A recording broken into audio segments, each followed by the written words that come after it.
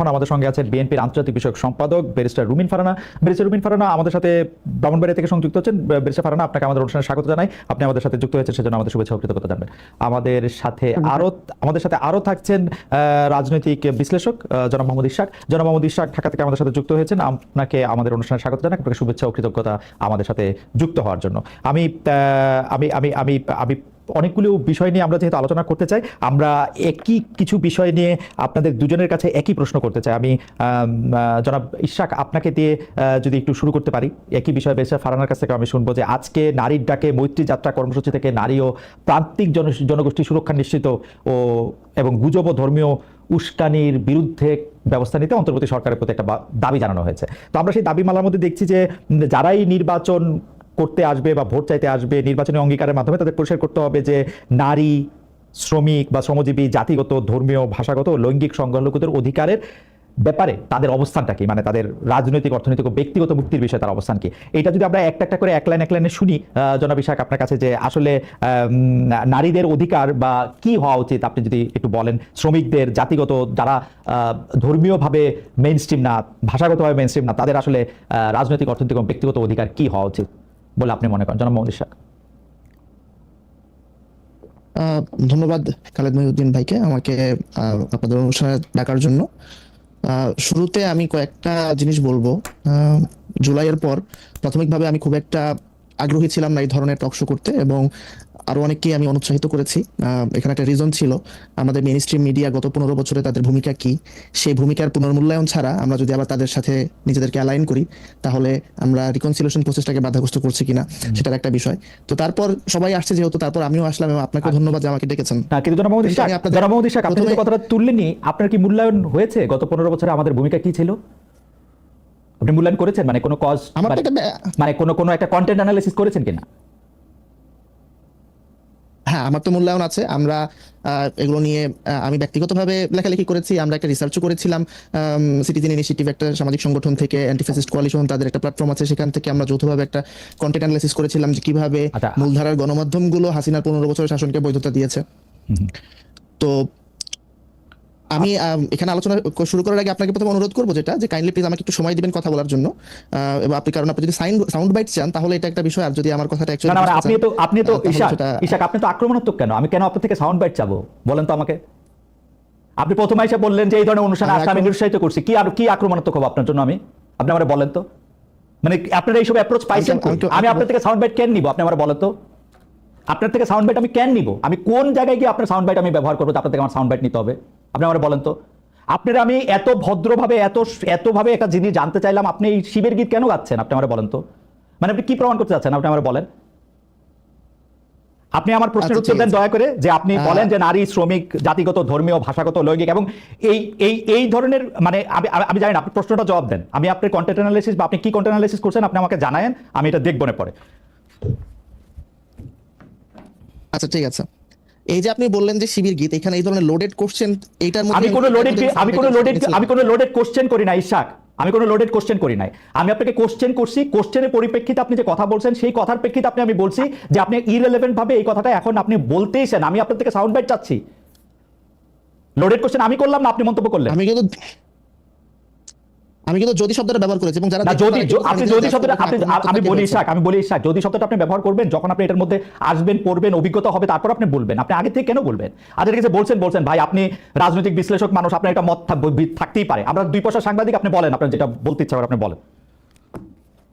আপনি কিন্তু নিজে বলেছেন, এগেইন মানুষ জাজ করবে এখানে কি আক্রমণাত্মক না, ঠিক আছে, প্রজেকশন করছে নিজে। আপনি বলেন মানুষ জাজ করবে, সেটা আমি জানি। আপনি বলেন মানুষ যে জাজ করবে এটা আমি জানি। আপনি বলেন যে মানুষের জাজমেন্টের জায়গা থেকে আপনি বলেন। আমি আবারও বলি, প্রশ্নটা বলি, এইটার মধ্যে বলা হয়েছে যে নির্বাচনী অঙ্গীকার, আপনার প্রশ্ন আমি বুঝেছি। হ্যাঁ, নির্বাচনী অঙ্গীকারের মধ্যে এটা তো ইট গোজ উইদাউট সেইং, প্রতিটা মানুষের সিভিল রাইটস আছে, হিউম্যান রাইটস, ইনএলিয়েনেবল হিউম্যান রাইটস আছে, যেটাকে কেউ ভায়োলেট করতে পারে না। তো সেইটা জায়গা থেকে কোনো দল যদি সেই রাইটসের ব্যাপারে আপনার একমত না হয়, তাহলে সে তো ডেমোক্রেটিক প্রসেসে পার্টিসিপেট করতে পারবে না। ডেমোক্রেটিক প্রসেসে পার্টিসিপেশনের তো ন্যূনতম শর্ত আছে। না হলে আজকে তো হচ্ছে একটা ফ্যাসিস্ট দল বা একটা সন্ত্রাসী সংগঠন, তারা এখানে বলবে যে আমরা গণতন্ত্র চাই, এবং কোনোভাবে তারা হিটলারের মতন তারা একটা মেজরিটি নিয়ে পার্লামেন্টে ঢুকে যাবে। তো এটা নিয়ে এটা একটা নো ব্রেইনার এবং নন স্টার্টার কোশ্চেন অ্যাকচুয়ালি। কোশ্চেনটা নন স্টার্টার মাইনে নিলাম। আমি এরকম বহু শুনছি, বহু মানুষের কাছে যে কোশ্চেন হয় নাই, স্টুপিড হয়েছে, নন স্টার্টার হয়েছে, সেটা ঠিক আছে, কিন্তু আমি আপনার কাছ থেকে জানতে চাইতেছি যে ধরেন এই যে নারীদের যে নির্বাচনী অঙ্গীকারের মাধ্যমে নারীদের রাজনৈতিক, অর্থনৈতিক ও ব্যক্তিগত মুক্তির বিষয়ে অবস্থান পরিষ্কার করতে হবে, আমি জানতে চাইতেছিলাম যে আপনার অবস্থানটা কি, আপনি কি হইলে আপনি বুঝবেন যে একটা নারীর রাজনৈতিক, অর্থনৈতিক ও ব্যক্তিগত মুক্তির ব্যাপারে তাদের অধিকারটা নিশ্চিত করা হয়েছে। সংখ্যালঘুদের ক্ষেত্রে বা এটা কি, শ্রমিকের ক্ষেত্রে এটা কি, জাতিগত যারা কম, ভাষাগত যারা কম সংখ্যায় আছে তাদের অধিকারের ক্ষেত্রে এটা কি? আপনার তাদের যে সিভিল রাইটস আছে, মৌলিক অধিকার আছে, সেটা সংরক্ষিত হতে হবে। তাদের যে অপরচুনিটিস গুলো আছে, এবং যে অপরচুনিটিস গুলো, ইকোনমিক অপরচুনিটিস, পলিটিক্যাল অপরচুনিটিস এবং অন্যান্য যে সামাজিক সংগঠন এবং সামাজিক যে অধিকারগুলো আছে, সেইগুলো অপরচুনিটিস অ্যাভেল করার অ্যাক্সেস আছে কিনা এবং তারা সেটা করতে পারছে কিনা। সিম্পল, মানে এটা আমার কাছে মনে হচ্ছে এটা হচ্ছে এক কথায় জবাব দাও এই টাইপের একটা প্রশ্ন। এটা তো খুবই স্বাভাবিক, এটা এখানে তো বিশ্লেষণের আমি কোনো জায়গা দেখছি না। আপনার কাছে কি মনে হচ্ছে যে বর্তমানে এই দাবি করার কোনো দরকার আছে, নাকি এইগুলি আসলে আমাদের দেশে, আমাদের সমাজে এটা এই অধিকারগুলি সংরক্ষণ করাই আছে, সব মানুষের সমান অধিকার পাইছে? আপনার কাছে কি মনে হয়? আমার কাছে মনে হয় যে এই দাবিগুলো আপনার এখানে করার যৌক্তিকতা আছে। কারণ যদি আমাদের এই প্রবলেমগুলো যদি সোসাইটিতে না থাকতো, তাহলে এই ডিমান্ডগুলো নিশ্চয়ই রেজ করতো না কেউ। সো যদিও আমরা বলছি যে ডেমোক্রেটিক প্রসেসে আপনার কেউ যদি কারো ফান্ডামেন্টাল রাইটস স্বীকার না করে, তাহলে তাকে আমরা ডেমোক্রেটিক প্রসেসে তাকে ঢুকতে দিব না। কিন্তু এরপরও আমরা দেখছি ডেমোক্রেটিক প্রসেসে অনেক পার্টি, অনেক ইন্ডিভিজুয়াল তারা পার্টিসিপেট করছে, এবং অনেক সময় তারা পপুলিস্ট কারণে বা অন্যান্য কারণে তারা জনপ্রিয় হয়ে যাচ্ছে, যারা অ্যাকচুয়ালি এই ফান্ডামেন্টাল রাইটসগুলোর সাথে অ্যাগ্রি করছে না। সো সেক্ষেত্রে তারা যদি এই দাবিটা করে, মোস্ট ওয়েলকাম। আপনি মনে করছেন যে তাদের এই দাবিগুলি করার যৌক্তিক কারণ আছে, এবং অনেক ক্ষেত্রে সেই দাবিগুলির ক্ষেত্রে যারা করছে না তাদের এটা মেনে নিতে। আপনার কাছে কি মনে হয় যে এই দাবিগুলি মানার ক্ষেত্রে কারো কোনো একটা সুস্পষ্ট অবস্থান আছে, বা কেউ এই দাবিগুলি না মানার ক্ষেত্রে একটা অবস্থান নিয়েছে, এরকম কি মনে হচ্ছে কখন, মানে কোনো ক্ষেত্রে? মানে আমি যদি বলতে চাই যে এই যে গুজব ও ধর্মীয় উস্কানির বিরুদ্ধে যে একটা কথা বলা হচ্ছে, এই গুজব বা এই ধর্মীয় উস্কানির বিরুদ্ধে কি কোনো একটা পক্ষ প্রতিপক্ষ আছে যে এরা গুজব ছড়াচ্ছে বা এরা এই ধর্মীয় উস্কানি দিচ্ছে, এরকম কি কখন আপনার মনে হচ্ছে?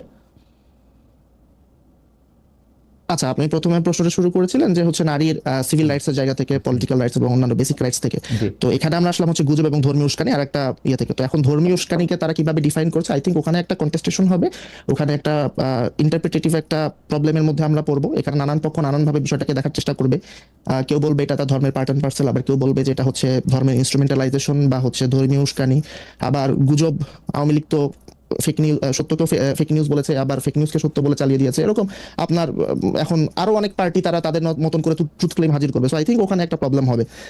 বাট ইন প্রিন্সিপাল, মানে আপনি প্রথম প্রশ্নটা যেখানে ছিল, আমার মনে হয় না সেখানে আমাদের সিভিল সোসাইটির জায়গা থেকে বা একজন সেন হিউম্যান বিং এর জায়গা থেকে ওইটাতে দ্বিমত করার সুযোগ আছে। পরে যখন ইন্টারপ্রিটেশনের প্রশ্ন আসবে যেটা পার্টিকুলার কেসে, তখন সেখানে অনেক মত দ্বিমত হবে, এবং ওটাই পলিটিক্সের এরেনা। Okay, thank you. আমি একটু বেরসা ফারহানার কাছে যেতে চাই একই প্রশ্ন, যে আপনি কি মনে করেন কিনা যে এইটা কারো পরিষ্কার করা আছে যে এই যে নারীর অধিকার, শ্রমিকের অধিকার, জাতিগত, ধর্মীয়, ভাষাগত, লৈঙ্গিক সংখ্যালঘুদের অধিকার, এটা পরিষ্কার করা আছে এবং সেটা পরিষ্কার করা হয়েছে? আমি যদি বিএনপি রাজনীতিটার ক্ষেত্রেই বলি, বিএনপি রাজনীতির ক্ষেত্রে কি নারীদের অধিকার, শ্রমিকদের অধিকার, জাতিগত, ধর্মীয়, ভাষাগত, লৈঙ্গিক এই অধিকারগুলি কি আসলে স্পষ্ট কিনা বা পরিষ্কার করা আছে কিনা, যেহেতু এই দাবিটা জানানো হচ্ছে? খালেদ ভাই, আপনাকে অসংখ্য ধন্যবাদ। জি। আমাদের দলের যে রাজনীতি, মধ্যপন্থা বা সেন্ট্রিস্ট পলিটিক্স, সেখানে আমরা বেসিক কিছু প্রিন্সিপালের উপর বিশ্বাস করি।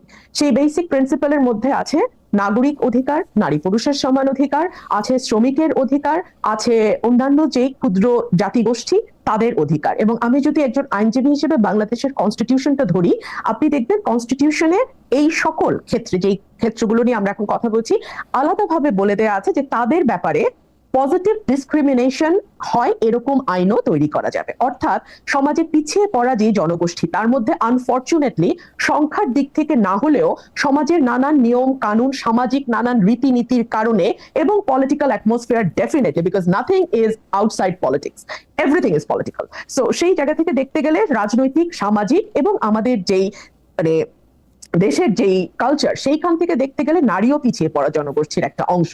সো আমাদের জন্য এবং অন্যান্য যে ক্ষুদ্র নিগোষ্ঠী আছে, সামাজিক নিগোষ্ঠী আছে, এছাড়া শ্রমিক ভাই বোনেরা আছে, প্রত্যেকের ক্ষেত্রে কিন্তু আইন করার বিধান সংবিধানে আছে, যাতে তারা সমাজে এগিয়ে যাওয়া মানুষগুলোকে ধরতে পারে। এখন আমাকে যদি আপনি প্রশ্ন করেন যে কোন কোন ক্ষেত্রে পিছিয়ে যাওয়াটা আমি একজন নারী হিসেবে একেবারে স্পষ্টভাবে দেখতে পাই, দেখুন খালেদ ভাই, এখানে কোনো তত্ত্বের প্রয়োজন নাই, কোনো ব্যাখ্যার প্রয়োজন নাই, কোনো ইন্টারপ্রিটেশনের ব্যাপার নাই, আপনি কি ভাবছেন আমি কি ভাবছি এই কুতর্কেরও প্রয়োজন নাই। আমি একেবারে সাদা চোখে খালি চোখে কি দেখতে পাই, ধরুন এই যে সরকারটি গঠিত হলো, এরা কিন্তু 6টা বা 7টা কমিশন করেছে, তাই না? সেই সঙ্গে তারা নারী অধিকার কমিশনও করেছে। প্রত্যেকটা কমিশনের রিপোর্ট নিয়ে প্রচুর তর্ক বিতর্ক হয়েছে, রাজনৈতিক দলগুলো তাদের যুক্তি তুলে ধরেছেন, পক্ষে বলেছেন বিপক্ষে বলেছেন, কিন্তু নারী কমিশনের রিপোর্ট বের হওয়ার সাথে সাথে যেভাবে বলা হলো যে এটা নিয়ে কোনো তর্কই হবে না, কমিশন বাতিল করো, এরকম কোনো আওয়াজ কিন্তু বেঁচে ফারহানা, আপনার কাছে কি মনে হয় না যে অন্যান্য কমিশনের রিপোর্টগুলি তো সরাসরি ধর্মীয় যে রীতিনীতিগুলি আছে, যে আদেশ নিষেধ বিধিগুলি আছে, সেই বিধিগুলিকে তো আসলে তার সাংঘর্ষিক হয়ে তো সেগুলি আসে নাই। তো এটা কি স্বাভাবিক প্রতিক্রিয়া না বাংলাদেশের ক্ষেত্রে? আপনি যদি মনে করেন এখন অন্য কমিশনের ক্ষেত্রে এরকম কোনো নীতি থাকতো যেটা আসলে ধর্মের সাথে সরাসরি সংঘর্ষ করতেছে বলে কেউ মনে করতেছে, তাহলে সেইটা প্রতিবাদ করতে পারবে না? খালেদ ভাই, 466টা সুপারিশ ছিল, তার মধ্যে ধর্মের সাথে সরাসরি সাংঘর্ষিক যদি 10টা 20টা 25টা ধরলাম, 100টা একদম ম্যাক্সিমাম ধরলাম, সেগুলোকে বাদ দিয়েও তো বাকি 366টা নিয়ে আলোচনা হতে পারতো, তাই না? কিন্তু সেই পথটাই বন্ধ করে দেওয়ার কথা হলো। 1 2 হলো কোন কমিশনের সদস্যকে, আমি আপনার এখানে কোট আনকোট এই শব্দটি উচ্চারণ করছি কারণ আমি চাই না শব্দের ট্যাবুর কারণে আমি শব্দটি উচ্চারণে বিরত থাকি এবং অন্যরা মনে করুক যে এই ধরনের শব্দ তো আসলে ভদ্র সমাজে অচল না। আমার ওই কমিশনের 60 নারী সদস্যদের বেশ্যা ডাকা হলো। আমরা না খুব সহজে বেশ্যা লিখি এবং বলি, কিভাবে আমি জানলাম খালেদ ভাই? ধরুন এই যে আপনার মতন হাজারটা, আমি আসলে এই জীবনে গত 17 বছরে কয়টা টক শো করেছি আমি জানি না, মানে লক্ষাধিক হয়েছে কিনা তাও জানি না, হয়তো হয়েছে। এখানে ম্যাক্সিমাম কমেন্ট আমার তর্কের খাতিরে পাল্টা যুক্তি আমি পাই না। আমাদের সমাজের পুরুষরা এতই মূর্খ, এতই অশিক্ষিত এবং এতই গর্ধব, আমি দুঃখিত আপনার এই ভাষায় বলার জন্য, এতই অশিক্ষিত এবং এতই গর্ধব যে তারা একজন নারীর যুক্তির পাল্টা। কিন্তু ফারহানা একটু এক পেশে বলতেছেন কিনা যে গালাগালি করা হয়েছে, সেই গালাগালি কিন্তু হেফাজত ইসলামের পক্ষ থেকে, আমি কি বলবো, তারা প্রেস রিলিজ দিয়ে বক্তব্য দিয়ে তারা বলছে যে এটা তাদের বক্তব্য না, এইটা তারা প্রত্যাহার করেছে, এটা তাদের আসলে বলার উদ্দেশ্য ছিল না, এটা তারা সাপোর্টও করে না, এটা এরকম কিন্তু তারা বলছে। আর আপনি ধরেন পুরুষদের গালাগালি আপনি করতেই পারেন, কিন্তু আপনি যদি যারা আপনার অবস্থানটা সাপোর্ট করে না তাদের মধ্যে কিন্তু অনেক নারীও আছেন, এটাও কিন্তু একটা বাস্তবতা। খুব ইন্টারেস্টিং কি জানেন খালেদ, নারীরা পছন্দ করে না, কিন্তু এখন পর্যন্ত কোনো নারীকে আমাকে কোনো খারাপ মন্তব্য বা কোনো কুরুচিপূর্ণ মন্তব্য বা গালি এখন পর্যন্ত দেখিনি। অদ্ভুত কাণ্ড, দেখেন 17 বছর, ইটস আ লং টাইম, আমি কোনো নারীকে দেখিনি। 2 হলো হেফাজত কখন বলল, যখন দেখলো চারপাশ থেকে এত বেশি সমালোচনা হচ্ছে যে সেটাকে কোনোভাবে পাশ কাটানো যাচ্ছে না। 1 2 হলো হেফাজতের যেই শত শত লক্ষ লক্ষ হাজারে হাজারে ভাইয়েরা সেখানে উপস্থিত ছিলেন, তাদের কারো একবারও মনে হলো না যে ইসলাম এই নোংরা ভাষায় গালিকে কি চোখে দেখে, ইসলামে এই ব্যাপারে কি বলা আছে?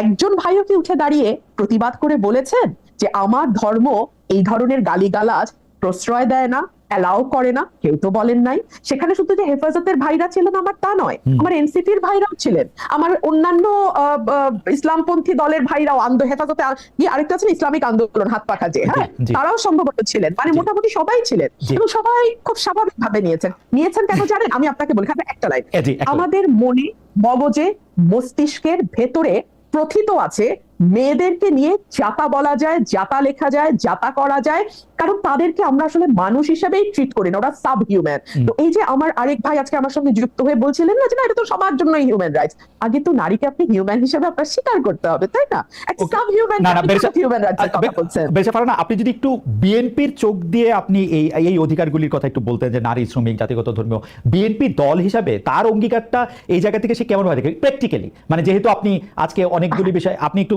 বলেন তো যে নারীর প্রতি আসলে বিএনপি আসলে কেমন, শ্রমিকের প্রতি কেমন, জাতিগত, ধর্মীয়, ভাষাগত, লৈঙ্গিক? কারণ আমরা সবসময় দেখেছি যে বিএনপি বা আওয়ামী লীগ তাদের রাজনৈতিক সীমাবদ্ধ দৃষ্টিভঙ্গি বা কায়েমি স্বার্থবাদিতার দৃষ্টিভঙ্গি থেকে আসলে এই ইস্যুগুলি ডিল করে, কিন্তু দোষ দেয় অন্যদের। ইন্টারেস্টিং কিন্তু দেখুন, আমি তোকে শুরুতে বলছি যে everything is political, nothing is outside politics.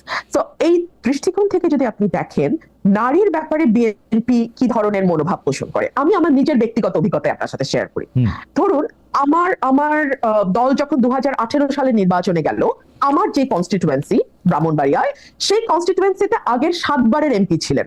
সুতরাং সঙ্গত কারণে নমিনেশন চাওয়ার পরেও আমি নমিনেশন পাইনি, ওই ভদ্রলোক পেয়েছেন এবং উনি জিতেও এসেছেন। সো বিএনপির ওই চয়েসটা হয়তো ঠিকই ছিল, কিন্তু সংরক্ষিত নারী আসনে বিএনপি কিন্তু আমাকে মনোনীত করেছে। আচ্ছা, আমাকে মনোনয়নের পেছনে কারণটা কি? সাধারণত আমরা দেখি সংরক্ষিত নারী আসনগুলোতে কোনো না কোনো মানে দলের কোনো না কোনো নেতার স্ত্রী কিংবা তার কন্যা কিংবা তার বোন কিংবা তার ভালো বন্ধু, এরাই কেবলমাত্র সংরক্ষিত নারী আসনের মনোনয়ন পেয়ে থাকেন। আমার কিন্তু সেরকম কোনো ব্যাকিং এই দলটিতে নাই, একেবারেই নাই। সো আমার ইউএসপিটা কি ছিল? আমার ইউএসপি ছিল আমি ওরেটর, আমি কথা বলতে পারি, এবং ওই সময় বিএনপির প্রয়োজন ছিল পার্লামেন্টে এমন একজনকে পাঠানো যে কথা বলতে পারে, যে বিএনপির কথাগুলো মানুষের সামনে তুলে ধরতে পারবে। সো ওই দিক থেকে চিন্তা করলে আপনি দেখেন আমাকেও আমার ওই ইউএসপিটাকে ইউজ করেই সংসদে যেতে হয়েছে। আপনি যদি এটাকে আরো ব্রডার পার্সপেক্টিভে আমরা দেখি, ফর এক্সাম্পল জেনারেল নমিনেশনের ক্ষেত্রে, খালেদ ভাই, আমি এখন যদি আমার দলকে দোষ দেই যে কেন তারা নারীকে আরো বেশি নমিনেশন দিচ্ছে না, কেন 50% নারী যেই দেশে সেই দেশে বা 53% সেই দেশে কেন অন্তত 33% আসনে, ঠিক আছে, 33% আসনে আমরা সরাসরি নারী মনোনয়ন দেখছি না কেন জানেন? বিকজ দুটো কারণ। এক হচ্ছে আমরা সত্যিকার অর্থে জিতে আসার মতো সেরকম নারী ক্যান্ডিডেট অতগুলো নেই, আসলেই নেই খালেদ ভাই। এর জন্য কিন্তু শুধুমাত্র পলিটিক্যাল পার্টি দায়ী না, এই জন্য আমাদের সমাজ ব্যবস্থা দায়ী, আমাদের পারিবারিক ব্যবস্থা দায়ী, আমাদের না, আমি আপনার সাথে সম্পূর্ণ একমত। চমৎকার করে বলেছেন, কিন্তু পলিটিক্যাল পার্টিগুলির তো একভাবে না একভাবে লিড নেয়ার থাকে।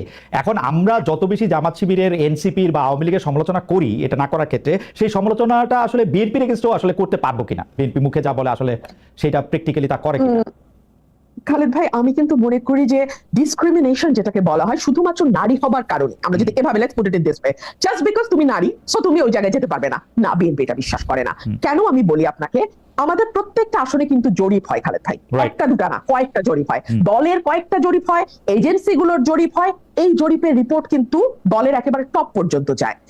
আমরা যদি কনস্টিটিউয়েন্সিতে ইভেন ধরেন, আমি আমার ব্যাপারে বলতে পারি, আমি কনস্টিটিউয়েন্সিতে কতদিন পর গেলাম, কয়টা মিটিং করলাম, কোন কোন ইউনিয়নে মিটিং করলাম, কোনটাতে লোক কেমন হলো, এগুলোরও কিন্তু দীর্ঘ ফিরিস্তি দলের কাছে আমি জানার আগে চলে যায়। তার মানে কোন নারী যদি সত্যি মানে সে মিন করে যে আমি ইলেকশন করব, আই মিন ইট, আমার কাম হোয়াট মে আমি কন্টেস্ট করব, দল কিন্তু তখন অটোমেটিক্যালি সেই নারীটার স্কোর যখন হাই হতে থাকে আপনার ওই জরিপগুলোতে, তখন দল তো ওই আসন চায়, দল তো আর কোনো আসন হারাইতে চায় না। সো তারা তখন বাধ্য হয় ওই নারীকে দিবেই, তারা দিতেই হবে। সো এটা আমার মনে হয় যে একটা ফেয়ার কম্পিটিশন পার্টিতে থাকে, মোটা দাগে খালেদ ভাই, মোটা দাগে। কিন্তু তার আগেই মেয়েরা ওই জরিপেই মেয়েরা পিছিয়ে যায়, কারণ মেয়েদের অনেক আদার রেসপন্সিবিলিটি নিতে হয়, মেয়েদেরকে অনেক রকম ধাক্কার মুখে পড়তে হয়, যেটা একটা পুরুষকে পড়তে হয় না।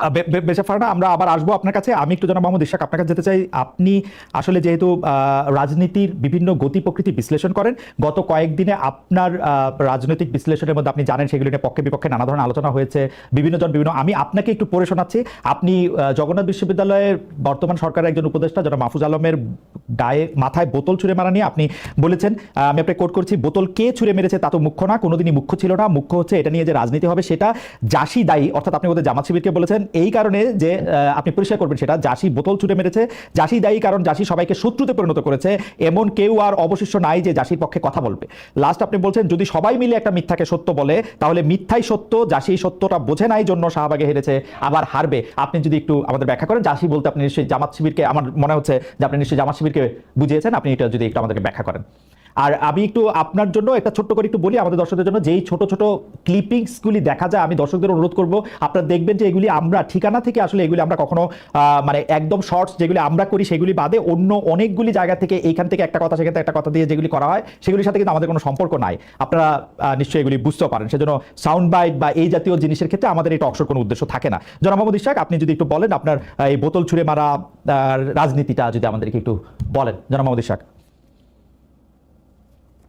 আচ্ছা, তো বোতল ছুঁড়ে মারা নিয়ে যে বিষয়টা হলো, প্রথমে জগন্নাথ বিশ্ববিদ্যালয়ের ছাত্রছাত্রীরা তারা আন্দোলন করছিল, তাদের 3টা দাবি ছিল, 3 দফা দাবি ছিল, সেই দাবিতে তারা আন্দোলন করছিল এবং আন্দোলন করার এক পর্যায়ে সেখানে একজন উপদেষ্টা তিনি আসলেন ছাত্রদের সাথে কমিউনিকেট করতে।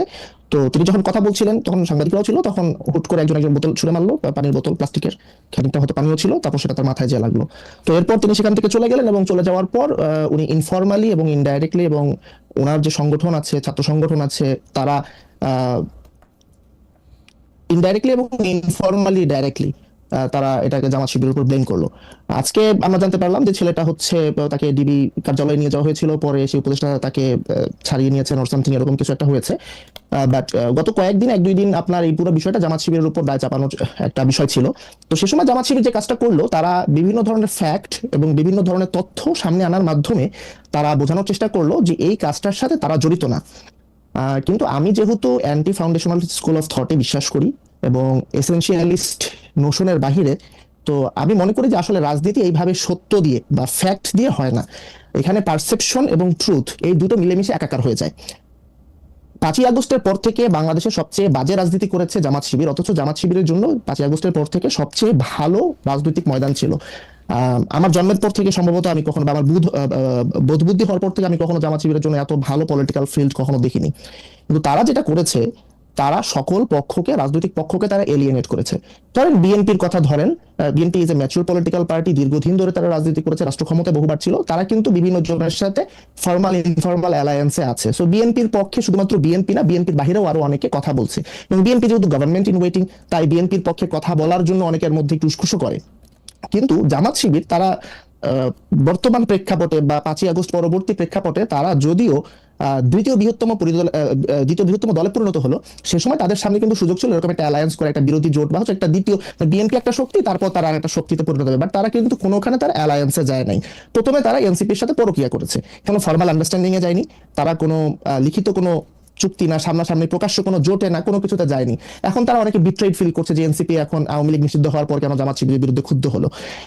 তো এই যে জামাত শিবিরের ভুল রাজনীতি, তারা কাউকে কারোর সাথে তারা গাঁটছড়া বাঁধে নাই, তারা কোনো কোয়ালিশন করে নাই, তারা কোনো অ্যালায়েন্স বিল্ড করে নাই। এর ফলে যেটা হয়েছে, জামাত শিবির রাজনীতিতে একা হয়ে গেছে। এখন সবাই জামাত শিবিরকে অ্যাটাক করছে এবং জামাত শিবির এটাকে ট্রুথ দিয়ে, সত্য দিয়ে মোকাবেলা করছে। জনাব শেখ আহমেদ, আপনার অনুমতি নিয়ে কি একটা প্রশ্ন করতে পারি, যে আপনি কি ওই দুইটা ঘটনা মাথায় রাখতেছেন, যে শিবিরের জামায়াতে ইসলামের শীর্ষ নেতারা লন্ডনে গিয়ে বিএনপির শীর্ষ নেতাদের সাথে দেখা করে এসেছেন, এসে তারা বলছেন যে তারা কবে নির্বাচন চান, এটি একটি মানে বড় প্রেক্ষাপটে। আর ছোট প্রেক্ষাপটে আমি যদি আপনার মানে যেটি বোতল ছুঁড়ে মারার প্রসঙ্গে আপনার ফেসবুক স্ট্যাটাসে উদ্যোগ করি, সেখানে আপনি একটি দেখবেন যে আপনিই বলছেন জাসির একটি অংশ মাহফুজের উপর বোতল ছুঁড়ে মারাকে সেলিব্রেট করছে। তো যারা সেলিব্রেট করছে তাদেরকেই তো লোকে ভাববে যে এরা এই কাজটি করেছে, তাই না?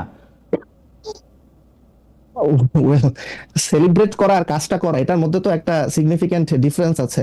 সো এবং শুধুমাত্র যে তারাই সেলিব্রেট করেছে বিষয়টা এরকম না, আরো অনেকেই সেলিব্রেট করেছে, কিন্তু যারা সেলিব্রেট করেছে তাদের মধ্যে তাদেরও একটা অংশ ছিল। তো কিন্তু এই যে কেন, তো এই যে বাকিরা যারা সেলিব্রেট করলো তাদের প্রতি কেন তীরটা নিক্ষেপ হলো না, কেন সন্দেহের তীরটা তাদের দিকে কেন গেল না, কেন এদের দিকে গেল? আমার হচ্ছে আপনার তাদের পলিটিক্স। জি, আপনি ওইটাও যদি একটু বলেন যে আপনি এলিয়েনেটেড করছে জামাত ইসলামী সবাইকে বলছেন, কিন্তু আমি তো দেখতে পাচ্ছি যে জামাত ইসলামী তো বিএনপির সাথে সম্পর্ক পুনর্গঠন, প্রকাশ্যে আড়ালে আলোচনা, এনসিপির সাথেও প্রকাশ্যে সামনে আলোচনা, মানে সেটা কোনোটাই তো আড়ালে করতেছে না। জামাত ইসলামী তো চেষ্টা করতেছে সবার সাথে মিলেমিশে থাকার। একটা হচ্ছে আপনার কম্পিটিটিভ পলিটিক্সে আপনি সবার সাথে ডায়ালগ করবেন, আর কোয়ালিশন বা জোট গঠন এই ধরনের বিষয়গুলো ডিফারেন্ট। আমরা যেহেতু এখন পর্যন্ত ফার্স্ট পাস্ট দ্য পোস্ট সিস্টেমে আছি, অর্থাৎ হচ্ছে মেজরিটি ভোটে আমাদের হচ্ছে নির্বাচন হয়, আমাদের তো এখানে রিপ্রেজেন্টেটিভ পিআর সিস্টেম না, প্রপোর্শনাল রিপ্রেজেন্টেশন সিস্টেম না। সো এখানে ভোটের আগে কিন্তু জোটটা গঠন হয়। প্রপোর্শনাল রিপ্রেজেন্টেশনে সাধারণত জোট গঠনটা হচ্ছে আপনার নির্বাচনের পরে হয়, সরকারের সময় যে।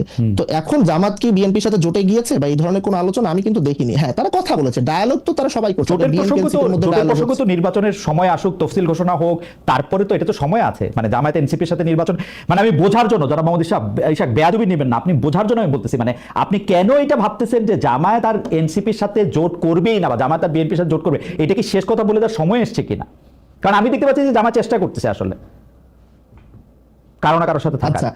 মানে এটা আমার দেখা, কারো না কারোর সাথে থাকার চেষ্টা করছে। এখন যদি জামাত এনসিপি কে দ্বিতীয় বৃহত্তম দল হিসেবে স্বীকৃতি দিয়েই দেয়, এই স্বীকৃতিটা এনসিপির এখনো প্রাপ্য কিনা এটার তো কোনো মেজারমেন্ট আমাদের কাছে নাই। কিন্তু যদি সেটা না হয়, যদি আপনার জামাত দ্বিতীয় বৃহত্তম দল হয় তাহলে তো আমাদেরকে এটা মাথায় রাখতে হবে, রাজনীতিতে প্রধান দুইটা দলের মধ্যে কখনো কোনো জোট হয় না। জোট হয় হচ্ছে আপনার 1 আর 3, 2 আর 3 বা 2 আর 4। তো এইরকম কোথায় হয়েছে? এনসিপির সাথে যদি জামাত যদি কোনো কংক্রিট কোনো ডায়ালগে আসতো তাহলে নিশ্চয়ই জামাত এই ধরনের ব্যাশিং এর সম্মুখীন হতো না, এরকম বিরোধিতার মধ্যে পড়তো না। তারা যেটা করেছে এটা এই ধরনের বাজে পলিটিক্স কেউ করে না। আপনি নিজের দলের লোক দিয়ে অন্য আর একটা দল গঠন করে দিচ্ছেন, এই পলিটিক্স শুধুমাত্র জামাত ইসলামের দ্বারাই সম্ভব। কিন্তু আওয়ামী লীগ আমাদেরকে দেখাইছে না যে একটা হাসি খুশি বিরোধী দল রাখা সম্ভব, জাতীয় পার্টি। আচ্ছা, আর জামাতে ইসলামী তো সেই যদি হাসি সেটাই খুশি, হয়, জামাতে ইসলামী তো বিএনপি সেই হাসি খুশি বিরোধী দলটাও হইতে পারে, মানে সেই সম্ভাবনাও তো আমি দেখতে পাচ্ছি আসলে। মানে আমি যদি প্রশ্নের খাতিরে আপনাকে জানতে চাই আর কি। আমার মনে হয় না যে আপনার দেখেন এটা তখনই হতো যখন বাংলাদেশে আমরা যদি ধরে নেই যে বাংলাদেশে যে দলের কার্যক্রম, আওয়ামী লীগের কার্যক্রম নিষিদ্ধ করা হয়েছে, ছাত্রলীগকে ব্যান করা হয়েছে, এই দলটা যদি এখনো ফ্যাক্টর থাকে তখন আপনি একটা গৃহপালিত বিরোধী দল রাখতে পারেন। কিন্তু আমি মনে করি আওয়ামী লীগ থেকে ম্যাস মাইগ্রেশন হবে। এখানে খুব একটা ইন্টারেস্টিং ঘটনা ঘটেছে বাংলাদেশের এবং গ্লোবাল হিউম্যান রাইটস এর ইয়েতে, এটা আমাদের একটা রিমার্কেবল অ্যাচিভমেন্ট। এটা দেখেন, আমরা কিন্তু কোনো ইন্ডিভিজুয়ালের এগেইনস্টে রিভেঞ্জ নিচ্ছি না, কোনো ইন্ডিভিজুয়ালকে পলিটিক্স থেকে ব্লকও করছি না। আমরা ফ্যাসিস্ট পার্টিকে আমরা টার্গেট করেছি।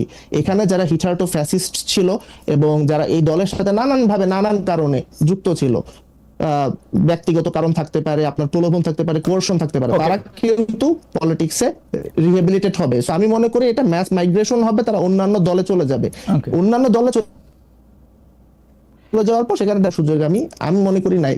এখন যদি আওয়ামী লীগ কোনোভাবে কামব্যাক করে তখন সে ইকুয়েশন। আওয়ামী লীগের কামব্যাকটা আমি দেখতে পাচ্ছি না, সুতরাং ওইটা আলোচনা বাইরে থাক। কিন্তু আপনি আমাকে একটু যদি ছোট্ট করে একটু বলেন যে আপনি বিএনপি জামাত এনসিপির কথা বলতেছিলেন, আপনি বলতেছিলেন 1 নাম্বার বা 2 নাম্বার দল। যদি আমি বিএনপিকে প্রথম সবচেয়ে বেশি জনপ্রিয় রাজনৈতিক দল বলি এককভাবে, দ্বিতীয় যদি জামায়াতকে বলি, এই প্রথম আর দ্বিতীয়ের মধ্যে তফাৎ কতটুকু? বা দ্বিতীয় যদি আপনি এনসিপিকে বলতে চান, তাদের প্রথম দ্বিতীয় তৃতীয়ের মধ্যে থেকে আসলে তফাৎটা কত? মানে তারা কি খুব কাছাকাছি প্রতিপক্ষ, BNP Jamaat NCP? Not necessarily. আপনার বিএনপি খুবই ম্যাচিউর একটা পলিটিক্যাল পার্টি, তারা রাষ্ট্র ক্ষমতায় বহুবার থেকেছে। দেখেন, বাই দ্য ওয়ে, আমি যখন বিএনপি কে ম্যাচিউর পলিটিক্যাল পার্টি বলছি এবং রাষ্ট্র ক্ষমতায় বহুবার তারা ছিল এটা বলছি, এর মানে কিন্তু আমি এটা বোঝাতে চাচ্ছি না যে বিএনপি অনেক ভালো কাজ করছে। রুট লেভেলে, গ্রাসরুট লেভেলে বিএনপির ব্যাপারে অনেকের অনেক গ্রিভেন্সেস আছে এবং এটা বাংলাদেশের political reality. I don't think যে বিএনপির এটা কোনো মানে এটা এড়ানোরও কোনো উপায় আছে। বাট আপনার রাষ্ট্র ক্ষমতা যাওয়ার ক্ষেত্রে বা এই যে 5ই আগস্টের পর থেকে যে পলিটিক্স, এটা বিএনপির মতন এত ম্যাচিউরলি আর কেউ হ্যান্ডেল করতে পারে নাই। বিএনপি খুবই ওপেন মাইন্ডেড থেকেছে, যে কারোর সাথে সময়ে সময়ে সে পার্টনার চেঞ্জ করার দিকেও উইলিংনেস দেখিয়েছে, রেটরিকে সে ফ্লেক্সিবিলিটি রেখেছে। কিন্তু জামাতের ক্ষেত্রে যে আপনার মানে ইউনিক যে বিষয়টা, এবং এটা ইন এ নেগেটিভ সেন্স আমি বলবো, সেটা হচ্ছে জামাত এক্সট্রিমলি রিজিড। এবং আমি মনে করি যে ডক্ট্রিনাল একটা ব্যাপার, কারণ যদি ডক্ট্রিনাল ব্যাপার হতো তাহলে ধরে 1940s এ জামাতের যে ডক্ট্রিন, সেই ডক্ট্রিন দিয়ে তো 2025 সালে জামাতের কার্যক্রম ব্যাখ্যা করা সম্ভব না। একসময় তো জামাতে আপনার আইনজীবী হওয়া নিষিদ্ধ ছিল, হ্যাঁ, স্কুল কলেজে পড়াশোনা, তারপর শিক্ষকতা, এগুলো জামাতে আপনার ডক্ট্রিনে নিষিদ্ধ ছিল, বাট সেখান থেকে কিন্তু তারা আপগ্রেড করেছে। কিন্তু তাদের মধ্যে একটা লিডারশিপ আমি দেখি যে একটা ক্যারিসমেটিক একটা লিডারশিপের অভাব আছে। সো এখানে তারা কোয়ালিশন বিল্ড করতে পারছে না। প্রধান বিরোধী দল যে হবে, আপনার ধরেন, আমি কি একটা মিনিট আপনার কাছে চেয়ে নিতে পারি? জি প্লিজ। আপনার ধরেন হাসিনা তো স্বৈরাচার ছিল, ইভেন হাসিনাও কিন্তু সে একা স্বৈরাচার না। পৃথিবীর কোনো স্বৈরাচার একা থাকে না, তার কিছু একটা সিলেক্টরেট থাকে, তার কিছু হেঞ্চম্যান থাকে। সো তারও একটা জোট ছিল। আমি যেটা বলতে চাচ্ছি, দেখেন বিএনপির ইনফর্মাল ফর্মাল একটা জোট আছে, জামাতের সেই জোটটা কি? এবং ধরেন জামাতের পক্ষে কথা শুধু জামাত বলে। আগে তো ধরেন শাহ আব্দুল হান্নানের মতন সিভিল সোসাইটির 1-2 জন ছিলেন, এখন সেই শাহ আব্দুল হান্নানটাও জামাতের নেই। সো জামাতের যে প্রবলেমটা, সে কোনো কোয়ালিশন করতে পারছে না, সে কোনো কোয়ালিশন পার্টনার খুঁজে পাচ্ছে না, এই জন্য সে নিজেকে সবখান থেকে এলিয়েনেটেড ফিল করছে। এটা যতটা না ফিল আমি বলবো তার চেয়ে বেশি এটা হচ্ছে তার নিজস্ব মিটিং, সে নিজেই এটা করেছে। ওকে, আমি একটু প্রশ্নটা করে রাখি। আপনি জামাতকে বলছেন জামাতের মধ্যে আপনি অনেক রিজিডিটি দেখেন, কিন্তু আমি জামাতের মধ্যে সবচেয়ে ফ্লেক্সিবিলিটি দেখি। কারণ জামাতের নেতাদের সঙ্গে যখন কথা বলি, তারা পাবলিক মিটিংয়েও এটা বলেন, এবং আমাদের সাথে সাক্ষাৎকার দেওয়ার সময়, ইন্টারভিউ দেওয়ার সময় তারা বলেনি যে জামায়াতে ইসলামী বিভিন্ন সময় বিভিন্ন রাজনৈতিক দলের সাথে বিভিন্ন ধরনের জোট করেছে, একসঙ্গে পথে হেঁটেছে, এবং রাজনৈতিক রাজনৈতিক দলগুলো জামাত যখন সঙ্গে থাকে তখন তাকে জঙ্গি বলে, যখন সঙ্গে থাকে তখন সঙ্গী বলে, সঙ্গে না থাকলে তখন জঙ্গি বলে। এটা তারা গর্ব নিয়ে বলে। তার মানে তারা বিভিন্ন সময় বিভিন্ন জায়গায় তো গিয়েছে, আজকে আওয়ামী লীগের সঙ্গে, কালকে বিএনপির সঙ্গে, পরশু এনসিপির সঙ্গে, তরশু হেফাজতের সঙ্গে, চতুর্থ দিন চরমনায়ের সঙ্গে, যাদের সাথে কোনো রাজনৈতিক আদর্শে তাদের কোনো মিল নাই, তারপরে তারা যাইতে চায়। সেজন্য আমি তাদের মধ্যে ফ্লেক্সিবিলিটি দেখি। আপনি নিশ্চয়ই বলবেন, আমরা একটু ব্যারিস্টার ফারহানার কাছ থেকে, জি আপনি কি কিছু বলতে চাচ্ছেন? নিশ্চয়ই বলেন। আমি কি এক লাইন এবং একটা প্রশ্নের মাধ্যমে এর উত্তর দিব? জি বলেন। আল্লাহর দুনিয়ার সবার কাছে মারা খাওয়া কি পলিটিক্যাল ম্যাচুরিটি?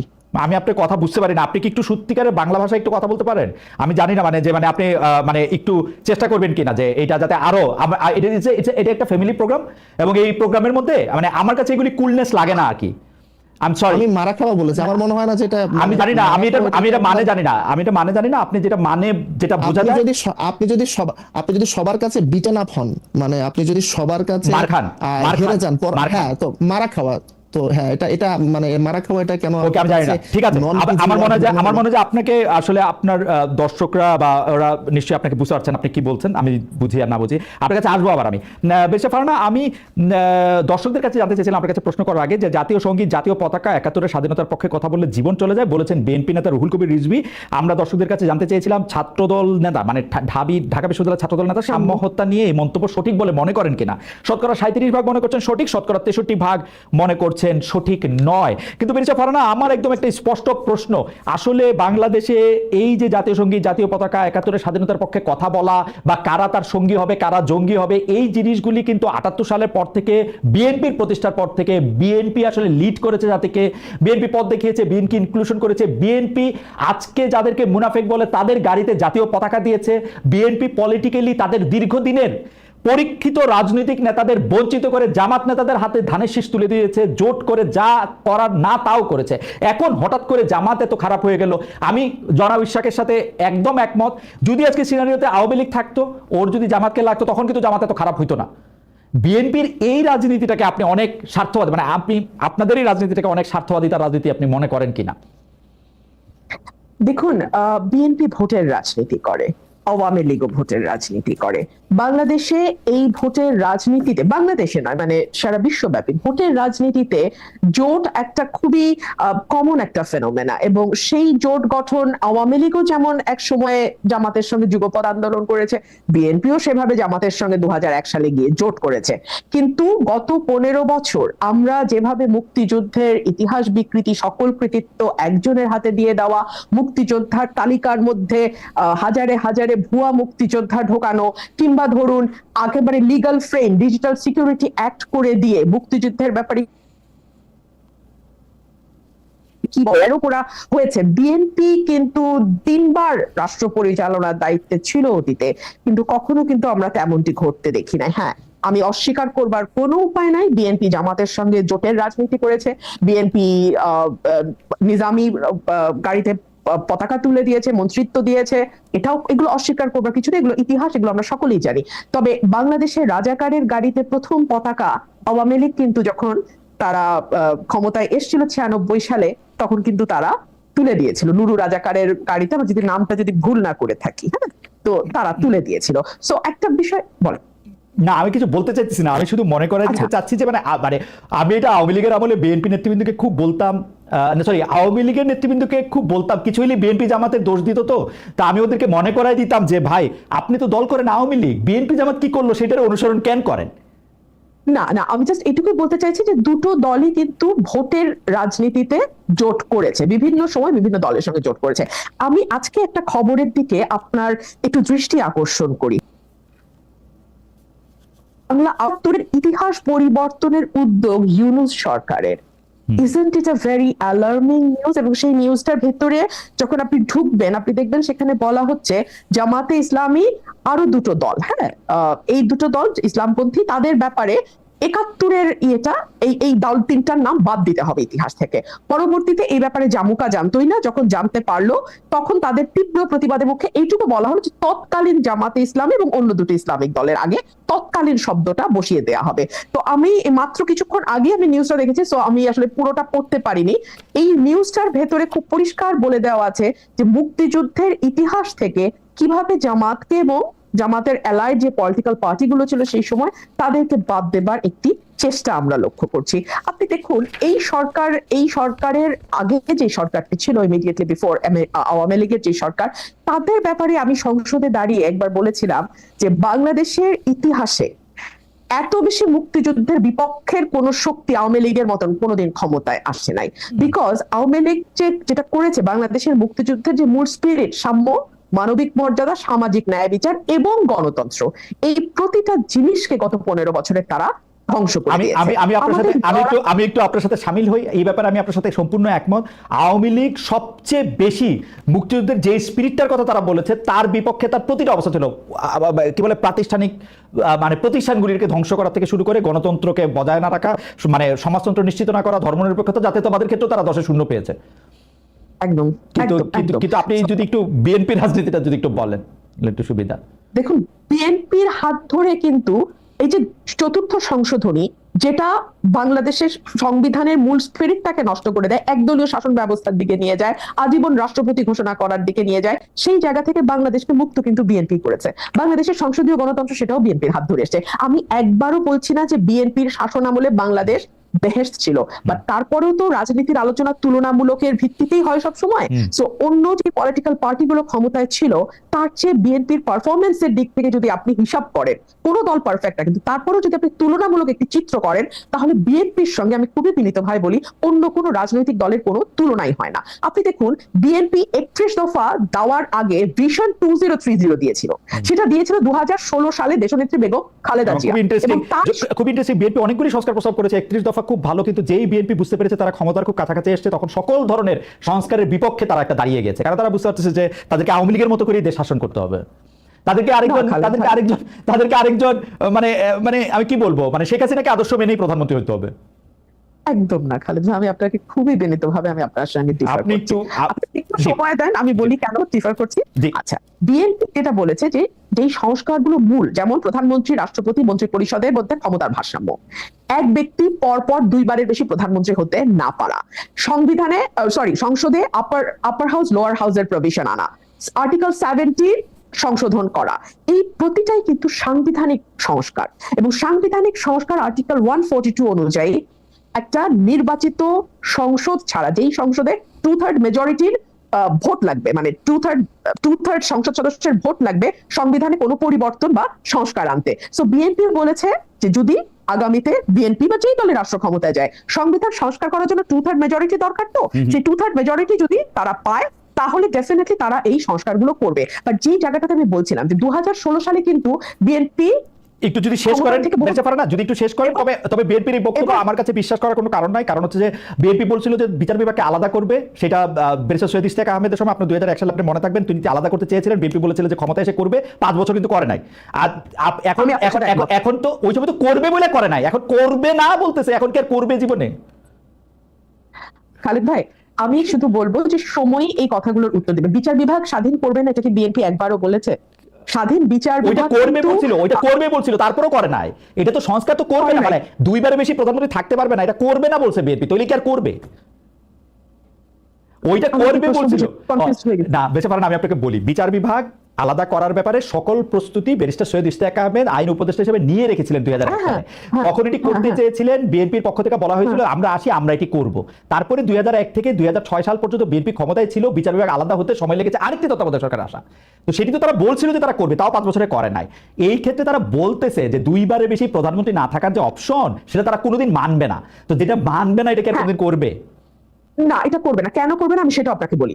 বলেছে বিএনপি এটুকু বলেছে যে পরপর 2বারের বেশি, মানে 3rd টার্মে সে প্রধানমন্ত্রী হতে পারবে না, এটা বলেছে। আচ্ছা, আপনি আমাকে দেখান তো ওয়েস্টমিনস্টার ডেমোক্রেসি যে দেশগুলো আছে, হ্যাঁ, সেখানে কি একটা দল তারা আগে থেকে বলে যে না, পরপর 2বারের বেশি আমরা একজনকে প্রধানমন্ত্রী করব না, বা আমরা পরপর 3বারের বেশি একজনকে করব না, বা 1বারের বেশি একজনকে করব না?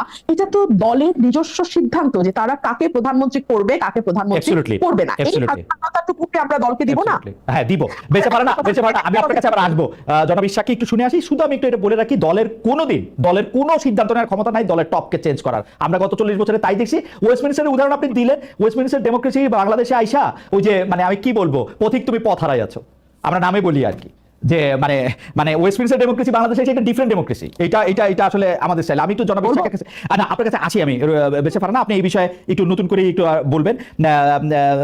জনাব ইশাক, আমরা আজকে ডেইলি স্টার সম্পাদক জনাব মাহফুজা নামের একটি কলাম প্রকাশিত হতে দেখি, সেখানে তিনি লিখছেন সম্প্রতি কি বাংলাদেশে এমন কিছু ঘটেছে যার কারণে আমাদের এই বিশ্বাস জোরদার হবে যে আমরা গণতন্ত্রের পথে এগোচ্ছি, সামাজিক যোগাযোগ মাধ্যম ব্যবহার করে জোর খাটিয়ে সরকারকে হুমকি দিয়ে, আলটিমেটাম দিয়ে এবং আরো বিভিন্ন উপায়ে সরকারকে নতি স্বীকারে যারা বাধ্য করছে তাদের কথা বাদ দিলে বর্তমান শাসন প্রক্রিয়া এমন কিছু কি রয়েছে যেখানে সাধারণ মানুষের মতামত প্রতিফলিত হচ্ছে? জনাব ইশাক, আপনার মন্তব্য আমি একটু শুনতে চাই। আরো দুই একটা বিষয় আপনার কাছে জানার আছে জনাব ইশাক। আপনার এই প্রশ্নটার উত্তর আমি দেওয়ার জন্য ব্যারিস্টার রুমিন ফারহানার উনি যে কথাটা বলছিলেন এবং ওনার সাথে আপনার যে আলোচনাটা হচ্ছিল সেটার একটু সূত্র টানতে চাচ্ছি। জি, please। দেখেন, আমাদের জেনারেশন স্পেশালি, তারপর হচ্ছে আপনার এনসিপি এবং শিবিরের অনেকে আপনার এই যে সংস্কার প্রসঙ্গে বিএনপির যে দোদুল্যমান অবস্থান এবং বিএনপির যে ভূমিকা, সেটা অনেকে তো খুব বেশিরভাগই তীব্র বিরোধী এবং অনেকে তীব্র বিরোধী না হলেও এটাকে খুব একটা ভালো চোখে দেখছে না। কিন্তু আমি এখানে একটু নিজেকে ডিস্টেন্সে রেখেছি এ কারণে, আপনি যদি দেখেন রেভলিউশনের পর সবখানে অ্যানার্কি হয়, যে কথাটা কিন্তু আপনি মাত্র বললেন যে মাহফুজ আনামও সেটাতে অ্যালিউড করছে। আপনার ইরাকে সাদ্দামের পতনের পর ইরাক একটা প্রবলেম ফেস করে, সো তারা আপনার স্বৈরাচার ঠেকাতে খুবই উদ্গ্রীব ছিল।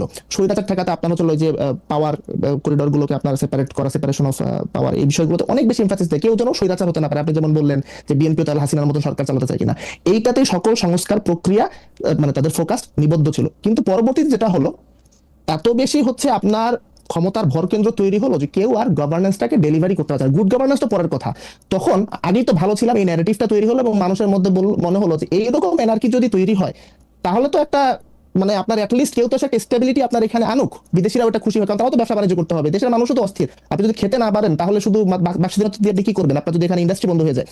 তো এইরকম কারণে আমি মনে করি বিএনপির যে প্রপোজাল গুলো ছিল, রিফর্ম প্রপোজাল গুলো ছিল, সেগুলো কিন্তু একটা প্রি রেভলিউশনারি স্টেজের আপনার রিফর্ম প্রপোজাল। রেভলিউশনারি একটা বাস্তবতার পর এখন প্রতিদিন যমুনায় আন্দোলন হচ্ছে। হাবিবুর রহমান নামে ছাত্র দলের একজন আছেন, উনি প্রায় এগুলোর বিরুদ্ধে লেখেন এবং আমি মনে করি উনি খুবই দূরদর্শী, কারণ উনি জানেন যে বিএনপিকে কয়েকদিন পর এই ধরনের অ্যানার্কিকে ফেস করতে হবে। এখন যদি এগুলোকে বিএনপি এই সরকারকে চাপ দেওয়ার জন্য, নির্বাচনের জন্য বা সরকারকে আনপপুলার করার জন্য এই বিষয়গুলোকে গায়ে মানে পালে হাওয়া দিতে থাকে, আপনার 2 দিন পর যখন বিএনপি এই সেম সিচুয়েশনটা ফেস করবে when it will be in government, তখন কিন্তু একটা মারাত্মক প্রবলেম হবে।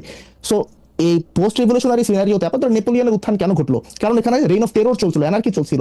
সো আমি এখানে মনে করি যে সেপারেশন অফ পাওয়ার এটা খুবই নেসেসারি, কিন্তু তার আগে আমাদের রাষ্ট্রটাকে একটা স্টেবল অর্ডারে নেওয়ার জন্য মেবি আমাদের এখানে এত হ্যাস্টিলি ডিসিশন বা হচ্ছে স্রেফ বিএনপি এই মুহূর্তে এত রেডিক্যাল চেঞ্জ চাচ্ছে না জন্য তাকে খুব বেশি ব্লেম দেওয়া, আমি মনে করি এখানে আমাদের, আমি কোনো সিদ্ধান্ত দিতে চাচ্ছি না যে এটা ভালো এটা খারাপ, আমি মনে করি যে এখানে আমাদের একটা গ্রে এরিয়া আছে যেখানে আমরা এটা নিয়ে একটু চিন্তা ভাবনা করার সুযোগ আছে। আমি আসলে আপনার কথার প্রেক্ষাপটেই একটা মানে সম্পূরক প্রশ্ন করতে চাই, যেটা আসলে ব্যারিস্টার রুমিন ফারহানার কাছেও যাবে, আপনার একটু মন্তব্য শুনে যেতে চাই। আবারও একটু ফিরে আসি যে বর্তমানের এই যে 5 আগস্টে গণ অভ্যুত্থান পরবর্তী রাজনীতিটাতে নিয়ে আপনি দেখবেন যে জাতীয় সঙ্গীত পছন্দ না করা, মুক্তিযুদ্ধকে ইসলাম বিরোধী যুদ্ধ বলা, এগুলি নিয়ে গত কয়েক মাসে নানাভাবে জামায়াত শিবির সহ, আপনি জানেন যে জামায়াত শিবির সহ অন্যান্য তাদের সমর্থকেরা, তাদের সহ দলরা এই কথাগুলি বলেছে, লিখেছে। আমাদের এখানে লেখক বুদ্ধিজীবী রেজাল করিম রনি সম্প্রতি আসে এটা বলছিল যে জামায়াত 24 দিয়ে 71কে ঢাকতে চেয়েছিল, সেটা ব্যাকফায়ার করেছে। এই ব্যাপারে আপনার কোনো মন্তব্য বা পয়েন্ট অফ ভিউ আছে কিনা, যে এটা কি সত্যি? আসলে জামায়াত কি মনে করে যে আসলে 24কে বড় করে 71কে ছোট করা বা 71কে অন্য একটা মাত্রা দেওয়া, এটা কি সম্ভব, বা এটা কি জামাতের পরিকল্পনার মধ্যে আছে? জামাতের পরিকল্পনার মধ্যে আছে কিনা সেটা তো আমি বলতে পারবো না।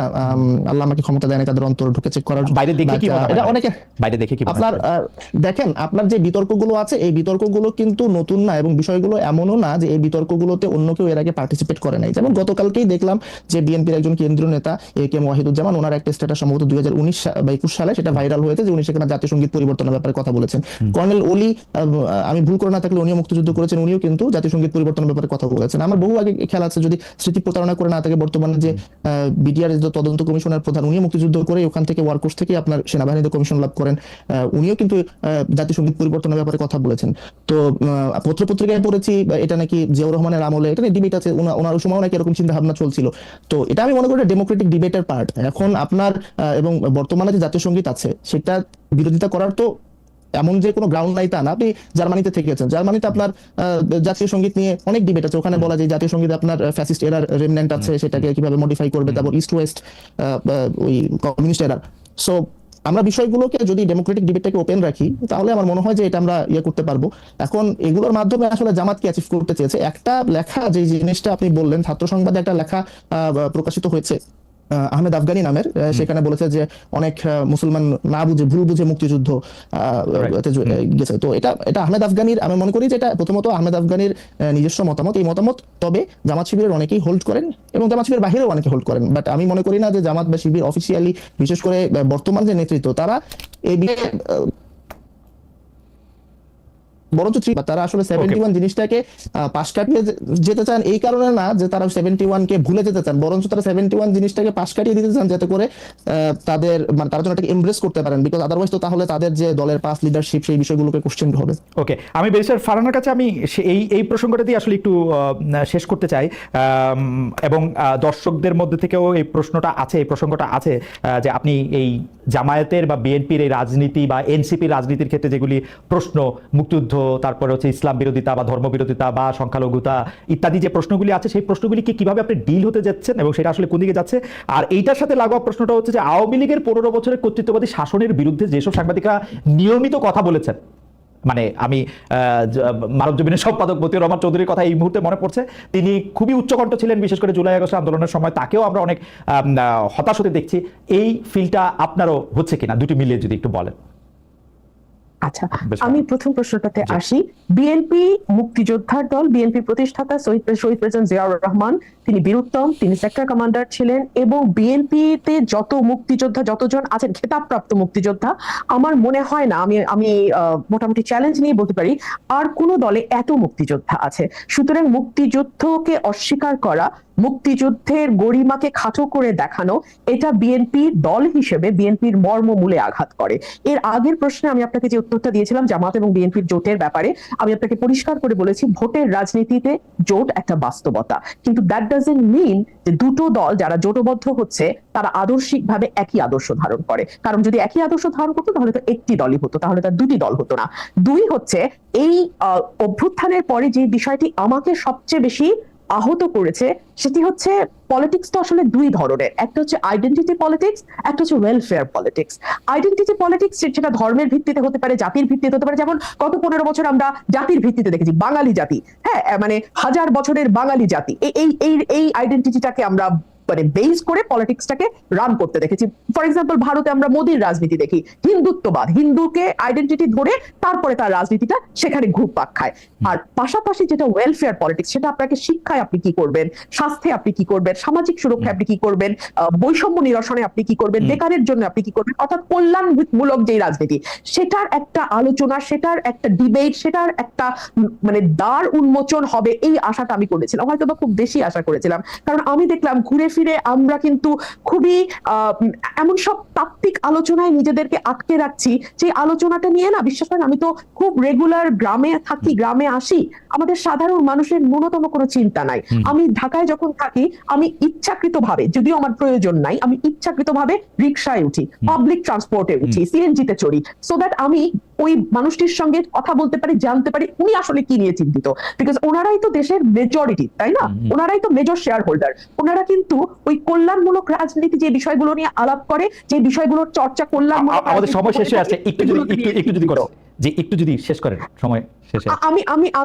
আমি আশাবাদী হতাম যদি আমি দেখতাম যে বিএনপি, জামাত, এনসিপির রাজনীতি হচ্ছে এরকম, বিএনপি তার প্রস্তাবনা দিচ্ছে যে আমরা আসলে এই কাজগুলো করব, স্বাস্থ্যে এগুলো করব, শিক্ষায় এগুলো করব, বেকারত্ব নিরসনে, জামাত দিচ্ছে তার প্রস্তাব, এনসিপি দিচ্ছে তার প্রস্তাব, সেখান থেকে মানুষ বেছে নেওয়ার সুযোগ পাচ্ছে। কিন্তু না, রাজনীতি ঘুরপাক খাচ্ছে জাতীয় সঙ্গীত কি থাকবে না থাকবে না, এটা কি গোলাম আজমের বাংলা কিনা, গোলাম আজমের বাংলা হলে সেখানে আওয়ামী লীগের ঠাঁই হবে কি হবে না, আমাদের মানে এই বিষয়গুলো না আপনাকে কেবলমাত্র গুটি কয়েক মানুষের আমি কি বলবো যে মানে রাজনীতির খোরাক হতে পারে, কিন্তু সেটা মাস পিপলকে কখনোই এই রাজনীতি স্পর্শ করবে না। আমি একটু বাংলাদেশে কি আসলে মাস পিপলের রাজনীতিটা হইছে কোনোদিন? বাংলাদেশ তো আসলে রেটরিক নিয়ে রাজনীতি হয়, মানে মুক্তিযুদ্ধের স্লোগান কোনটা আসলে জামাত ইসলামী, কোনটা আসলে বিএনপি। জি বলেন, মাস পিপলের রাজনীতি হয়েছে? হয় নাই বলেই না আমি স্বপ্ন দেখছিলাম যে এটা যদি হতো, কিন্তু হয় নাই, হওয়ার শুরুটাও হয় নাই। এতে কি হয় জানেন, আইডেন্টিটি পলিটিক্স প্রতিটা রাজনৈতিক দলকে একটা খুব বড় সুবিধা দেয়, সেটা হলো কিছু রেটরিক দিয়ে খুব দ্রুত মানুষগুলোকে আপনি নিজের দলে আন্ডারে নিয়ে আসতে পারেন। ফর এক্সাম্পল, এই যে নারীর অধিকার কমিশন, আমি আবারও আমাদের প্রাথমিক আলোচনায় ফিরে যাই। এই অধিকার কমিশন আমাদের ধর্মীয় অনুভূতিকে আঘাত দিয়েছে। আমরা একবারও চিন্তা করলাম না যে বাংলাদেশের ধর্ম কেবলমাত্র নারীর পোশাক এবং পুরুষের 4 বিয়ের মধ্যেই ঘুরপাক খায়, কিন্তু ধর্মে যে আরো অনেক ব্যাপার বলা আছে, জাকাত দেওয়ার কথা বলা আছে, ঘুষ না নেওয়ার কথা বলা আছে, আরেকজনের ক্যারেক্টার অ্যাসাসিনেট করার ব্যাপারে জমি দখল করা, এতিমের সম্পদ দখল করা, রাইট? অ্যাবসলিউটলি। এতিমের সম্পদ দরকার ব্যাপারে এত হার্শ আয়াত বোধহয় আর কোনো ব্যাপারে নাই, এতিমের সম্পদের ব্যাপারে বলা আছে। হ্যাঁ, কিন্তু এগুলো নিয়ে কিন্তু আপনি কোনোদিন আলোচনা শুনবেন না। নারীর পোশাক, পুরুষের বিবাহ, এর বাইরে যেন ইসলামে আর কিছু নাই। এতে আপনার আপাতত কিছু সুবিধা হয় বটে, কিন্তু আপনার কারণে ধর্ম যেমন লাঞ্ছিত হয়, দেশটাও আর আগাতে পারে না, বেঁচে পারে না। আপনি আসলে, যেহেতু আমরা জনাব ইশাককে দিয়ে শুরু করছিলাম এবং শুরুটা অনেক বেশি ভালো হয় নাই, আমরা একটু হাসি খুশি শুরুটা একটু শেষটা একটু করি জনাব মোহাম্মদ ইশাককে দিয়ে। আপনার কাছে আসবো, আমি শুধু এই ব্যাপারে জনাব ইশাকের একটু সুচিন্তিত মতামত একটু শুনতে চাই। জনাব ইশাক, এই যে আমার শুধু জনাব মতিউর রহমান চৌধুরীর কথা বারবার মনে আছে, কারণ জনাব মতিউর রহমান চৌধুরী আসলে প্রকাশ্যে বলেন, লেখায় না, বা লেখায় প্রকাশ্যে দুইটাতেই আসলে আমি তাকে বলতে দেখি যে মন খুলে লিখতে না পারার কথা, সেলফ সেন্সরশিপের চর্চা বাড়ার কথা। আসলে আমি যে মাহফুজ আনাম সাহেবের কথা বললাম, যে মাহফুজ আনাম সাহেবকে আমি জার্মানি বনে ইন্টারভিউ করেছিলাম, তখনও তিনি বলছিলেন যে যা আমি করতে চাচ্ছি, যা লিখতে চাচ্ছি, তা লিখতে পারছি না, এটা আমার সম্পাদক হিসেবে সবচেয়ে বড় ব্যর্থতা বা সবচেয়ে বড় মানে কি বলবো কষ্ট। একইভাবে এই সেলফ সেন্সরশিপের চর্চা এখন কি আরো বেড়েছে কিনা আপনি কি দেখতে পান? উপদেষ্টাকে প্রশ্ন করলে অ্যাপারেন্টলি সাংবাদিকের চাকরি চলে যেতেছে, উপদেষ্টা না বললেও চলে যেতেছে। আগে তো শেখ হাসিনা তবু বলতো চাকরি খাইয়া দাও, বা শেখ হাসিনার মেশিনারি বলতো, এখন বলতেও হয় না, অটোমেটিক চলে যায়। আর তারপরে তো সংবাদ প্রকাশ করে তা আবার ডিলিট করা হচ্ছে, মানে ঘটা কইরা। এইগুলিকে আপনি আসলে কিভাবে দেখেন? আপনি বলার পরে আমরা বেশা ফারহানাকে 30 সেকেন্ড শুনবো। জনাব মোহাম্মদ ইশাক।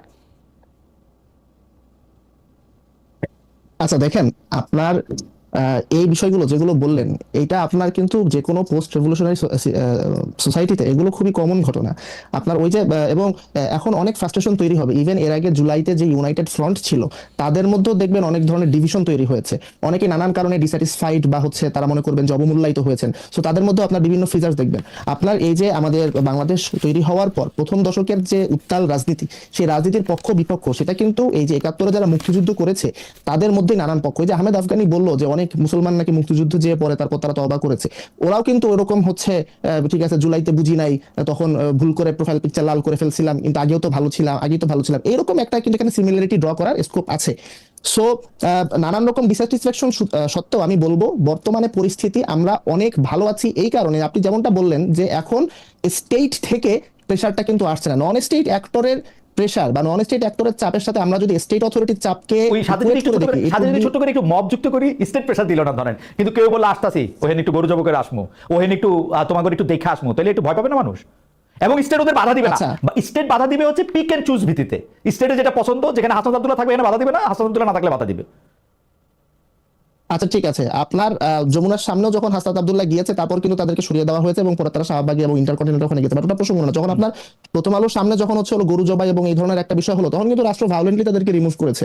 সো আমার কাছে মনে হয় না যে, এবং এটাও বুঝতে হবে রাষ্ট্রের রিমুভ সক্ষমতা কত। যেই পুলিশ কিছুদিন আগে রীতিমতো একটা ম্যাসাকার চালিয়েছে, সেই পুলিশের এখন কতটুকু মোরাল আপনার হাই গ্রাউন্ড আছে, বা তাদের কিভাবে সেই অথরিটি তারা এক্সারসাইজ করতে পারছে সোসাইটিতে, বা অ্যাকসেপ্টেবিলিটি আছে, সেটাও কিন্তু একটা প্রশ্ন। এই ডিফিকাল্ট টাইমসের মধ্যে এই ধরনের কিছু প্রবলেম হবে। ডিলিট করার ঘটনা যেটা হয়েছে, আমি মনে করি না এটা বাংলাদেশ রাষ্ট্র ইটসেলফ দায়ী। আমি মনে করি এখানে হয়তো একজন পার্টিকুলার পার্সন এটা করেছেন, আমি তার সাথে বাংলাদেশ রাষ্ট্রকে ইকুয়েট করতে রাজি হচ্ছি না। আমি মনে করবো যে আমি দাবি করছি, স্ট্রংলি ক্লেম করছি যে বর্তমানে যে প্রবলেমগুলো আমরা দেখতে পাচ্ছি না, আমি মাহফুজ আলমের কথা বলছি না, মাহফুজ আলমের স্ট্যাটাস ডিলিট করার কথা বলছি না। আমি বলতেছি যে বগুড়া একটা ঘটনা ঘটছিল, আমি দেখলাম 3-4টা টেলিভিশন এটা রিপোর্ট করছে, রিপোর্ট করার পরে তারা আবার এটাকে ডিলিট করছে, এটা বলে যে না এরকম কোনো ঘটনা ঘটে নাই। এবং 2-3টা সংবাদ মাধ্যম যেহেতু, সেই তো আমার একটু সন্দেহ হয়েছে। এবং রাষ্ট্রের ক্ষেত্রে আমি একই ধরনের রিপোর্ট 3-4টা জায়গায় দেখতে পাচ্ছি, মানে যেরকম আওয়ামী লীগ আমলে দেখতে পাইতাম একই রিপোর্ট। আচ্ছা দেখেন, আমি এক্স্যাক্টলি জানি না আপনি কিসের কথা বলছেন, কিন্তু জাতীয় সঙ্গীতের থামাই দেওয়া হইতেছে বা এরকম কিছু একটা মব গিয়া নষ্ট করছে, এরকম একটা খবর ছাপা হয়েছিল বেশ কয়েকটা টেলিভিশনে, অন্তত 2টা টেলিভিশনে আমি দেখছি, বেশ কয়েকটা গণমাধ্যমে। তারপরে তারা এটা তুলে নিছে, বলছে যে এরকম কোনো ঘটনা ঘটে না, আমরা অনবধানতা বশত এটা ছাপাইছি। আচ্ছা ঠিক আছে, আমি আপনাকে আরেকটা পাল্টা উদাহরণ দেই। ডেইলি স্টারে একটা সংবাদ ছাপা হলো যে একজন হিন্দু ধর্মাবলম্বী একজন ব্যক্তি ইনি মারা গেছেন। ডেইলি স্টার বললো এখানে একটা রিলিজিয়াস একটা ক্ল্যাশের ব্যাপার ঘটেছে, এবং তারপর আপনার ভারতের যে ফরেন মিনিস্ট্রি তারাও একটা বিবৃতি দিয়ে দিল বাংলাদেশে সিস্টেমেটিক হিন্দু পারসিকিউশন চলছে। পরে এটা নিয়ে অনেক হলো, ইনভেস্টিগেশন হলো, ডেইলি স্টার নিজে পরে অ্যাডমিট করলো যেখানে ইনকনসিস্টেন্সি আছে এবং সেখানে গ্রস আপনার মানে জার্নালিস্টিক এথিক্সের ভায়োলেশন হয়েছে, তারপর তারা উইথড্র করলো। এখন আপনি কি এই ধরনের প্র্যাকটিস তো হয়েছে, এবং আমি আবারও শুরুটা যেখানে থেকে করেছিলাম যে আমাদের জার্নালিজম ফ্যাসিজম, আমাদের তো সোসাইটি ফ্যাসিজবাদের আমলে ট্রাস্ট ভেঙে যায়। আপনার দেখা যাচ্ছে যে একটা যখন সার্ভেইলেন্স স্টেট তৈরি হয় তখন কি হয়, আপনার ওরওয়েলে আমরা পড়েছি যে ছেলে বাবাকে রিপোর্ট করছে, বাবা প্রতিবেশীকে রিপোর্ট করছে, সেখানে আমাদের জার্নালিস্টদের সাথে তো সোসাইটির ট্রাস্টের সম্পর্কটা আর আগের মতন নাই। তারা তো অনেকভাবে কনসেন্ট ম্যানুফ্যাকচার করেছে। সো ইভেন নাও যে আমি যেটা বললাম যে ডেইলি স্টারের যে ঘটনা আপনার হয়তো বা মনে থাকবে, আমার মনে আছে। তো এই ধরনের ঘটনাও ঘটেছে। আমার কাছে একটা জিনিস এটা শেষ, এই যে কনসেন্ট ম্যানুফ্যাকচারের কথা যেটা আপনি বলতেছেন সেটার ক্ষেত্রে আবার আমি যদি আপনার কাছে ফিরে আসি যে আপনি আবার বলতেছেন যে এখানে আসলে সত্য ব্যাপার না, এই যে সত্যটা ব্যাপার না, কনসেন্ট ম্যানুফ্যাকচার একটা বড় সংবাদ মাধ্যম কোন একটা এজেন্ডা সেট করতে গিয়ে তার কায়েমি স্বার্থ করতে গিয়ে করলো, এবং তাকে আসলে তার একটা প্রিন্টার্স লাইন আছে, একটা এডিটোরিয়াল পলিসি আছে, তাকে আমরা ধরতে পারলাম। অথবা আমি একটা সোশ্যাল ইনফ্লুয়েন্সার, আমি একটা বিকল্প মিডিয়া করে তুলছি, আমার কোনো এডিটিং নাই, কোনো কিছু নাই, আমি কনসেন্ট ম্যানুফ্যাকচার করতেছি, কারণ সত্য কোনো ব্যাপার না, আমার এখন আদর্শটা প্রতিষ্ঠা করতে হবে। আপনি কি মনে করেন সেকেন্ডটা ভালো, যে আমি কনসেন্ট ম্যানুফ্যাকচার করতে পারবো যেহেতু আমি ট্রেডিশনাল মিডিয়া না? Not necessarily, but at least এইখানে হচ্ছে প্রোপাগান্ডা ডেমোক্রেটাইজেশন হচ্ছে। আগে ধরেন একজন করতে পারতো, এখন মানে আমরা বলা সবাই হয় মিলে যে আপনার করছি। মানে আওয়ামী লীগ যে দুষ্টামিগুলি করছে এখন আমরা সবাই মিলে সেটা করতে পারতেছি। কংগ্রেচুলেশন। আমার মনে হয় যে আপনি অত্যন্ত চমৎকার বলেছেন। কিন্তু আপনার কি শেষ কিছু বলার ছিল জনাব মোহাম্মদ ইশাক? কারণ আমরা যেহেতু একটু 5 মিনিট বেড়েছে, আমরা একটু রুমিন ফারহানা ব্যারিস্টারকে দিয়ে শেষ করতে চাই। আপনি যদি কিছু বলার থাকে আমি 71 প্রসঙ্গে যে রাজনীতিটা হচ্ছে, আমি ওইটা নিয়ে একটা বলতে চাচ্ছিলাম। সেটা হচ্ছে বেশি রুবিন ফারহানা বলছিলেন যে জোটের রাজনীতি এবং আদর্শের রাজনীতি। ইন প্রিন্সিপাল আমি কথার সাথে এগ্রি করি, কিন্তু আপনি যদি হচ্ছে জোটের রাজনীতি থেকে এর ব্যাপারটা যদি এরকম হয়, আপনি যুদ্ধাপরাধীর গাড়িতে জাতীয় পতাকা তুলে দিয়েছেন বা যুদ্ধাপরাধীর সাথে রাজনীতি করছেন, সেটা কিন্তু আবার একটা প্রবলেম। এখানে আমি খালেদা জিয়ার বহু সমাবেশে গিয়েছি, উনি নিজামী মুজাহিদের মুক্তি চেয়েছেন, আমি তারেক জিয়ার বক্তব্য আছে। আমার মনে হয় যে আমরা 5 আগস্ট পর আমরা একটা বড় ন্যাশন হিসাবে আমরা ফেল করেছি যে এই যে ফ্যাসিবাদের যারা ভিকটিম ছিল তাদেরকে আমরা রাজনীতির স্বার্থে আর ডেমোনাইজ করব না, এই কনসেনসাসে আমরা পৌঁছতে পারিনি। তো যার ফলে যে জিনিসটা হয়েছে 71, আমি মনে করি এটা অ্যালাইভ থাকবে এবং বিভিন্ন পক্ষ এটা নিয়ে রাজনীতি করবে। তবে কে কিভাবে রাজনীতি করবে সেটা এখনো বলার সময় আসেনি। আপনাকে অনেক ধন্যবাদ মোহাম্মদ ইশাক। বেশি রুবিন ফারহানা, আপনি যদি একদম মানে কোনো ছাড়া আপনি যদি 1 মিনিট বলেন, আমরা কোনো ইন্টারাপশন ছাড়া, প্লিজ। দেখুন, আমি তো একজন আইনজীবী, যতদিন পর্যন্ত না আপনি আদালত দ্বারা প্রমাণিত হচ্ছেন ততদিন পর্যন্ত আপনাকে আমি অপরাধী বলবো কিনা সেটা তো আমি আইনজীবী হিসেবে বলতে পারি না। নিজামের বিচার হয়েছে 2006-এর পরে। সো তার আগে আমি যদি তর্ক করি, আমি যদি আইনজীবী হিসেবে তর্ক করি, যতদিন পর্যন্ত তার অপরাধ প্রমাণ না হচ্ছে ততদিন পর্যন্ত তো আপনি তাকে যুদ্ধাপরাধী বলতে পারছেন না। 1, 2 হচ্ছে যুদ্ধাপরাধের বিচার নিয়ে অনেক প্রশ্ন আছে, অনেক রকম ব্যাপার আছে, কেলেঙ্কারি, স্কাইপ কেলেঙ্কারি থেকে শুরু করে সুখরঞ্জন বালির কাহিনী থেকে শুরু করে অনেক রকম কথা আছে। সেই আলোচনায় আজকে আমরা আর না ঢুকি। তবে 2024-এর গণ অভ্যুত্থানের পরে আমি চতুর্দিকে একটা চরম অসহিষ্ণুতা লক্ষ্য করি। এটা এক দলের সঙ্গে অন্য দলের অসহিষ্ণুতা, এক দলের ভেতরে নিজেদের কর্মী সমর্থকদের মধ্যে অসহিষ্ণুতা, এবং আমরা চারপাশে, যে আমার ভাই বলছিলেন যে স্টেট অ্যাক্টরের চেয়ে নন স্টেট অ্যাক্টর তো বরং সেফার যদি তারা মানে অ্যাট্রসিটি করে। না, এটা সেফার না। এটা সেফার না এই কারণেই যে স্টেট যখন সরাসরি কারোর রাইট ভায়োলেট করছে, কোন রকম ক্রিমিনাল অ্যাক্টিভিটিস এর সঙ্গে জড়িয়ে যাচ্ছে, তখন কিন্তু আপনি কোনো না কোনো ভাবে যদি আপনি চান তাকে জবাবদিহিতার মধ্যে আনতে পারেন। কিন্তু ধরুন মোহাম্মদপুরের একটা বাড়িতে কিশোর গ্যাং ঢুকে এলোপ্যাতারি 10 জনকে কুপিয়ে গেল, এটা কোনো বিচ্ছিন্ন ঘটনা না। এটা কিন্তু 24-এর গণ অভ্যুত্থানের পরে আইন শৃঙ্খলা পরিস্থিতির যে অবনতি, তারই ধারাবাহিকতার একটা ঘটনা। এবং আমরা যখন দেখি যে তৌহিদি জনতা, মব, মরাল পুলিশিং করছে এবং এই ব্যাপারে স্টেটের অ্যাক্টর যারা, তারা চুপ করে আছে, যেটা আপনি একদম সঠিকভাবে ধরেছেন যে যখন তাদের ইচ্ছা হয় তারা মুখ খোলে, যখন তাদের ইচ্ছা হয় না তারা মুখ খোলে না, তখন আমাদের মতন যারা একেবারে সাধারণ নাগরিক আমরা কিন্তু খুবই দুশ্চিন্তায় এবং খুবই নিরাপত্তাহীনতায় ভুগতে দিন পাই। রুবিন ফারহানা, আপনাকে অনেক ধন্যবাদ। জনাব মোহাম্মদ ইশাক, আপনাকেও অনেকগুলি বিষয় নিয়ে আজকে কথা হয়েছে। আসলে প্রপাগান্ডার খুব গণতন্ত্রায়ন সম্ভব কিনা, প্রপাগান্ডাকে আসলে যে স্টেট মেশিনারি আসলে কতটা হেল্প করতেছে কিনা কথা হয়েছে। এই ধর্মীয়, নারী এবং সংখ্যালঘুদের বিভিন্ন অধিকার নিয়ে আপনাদের দুজনকে অনেক ধন্যবাদ। আপনাদের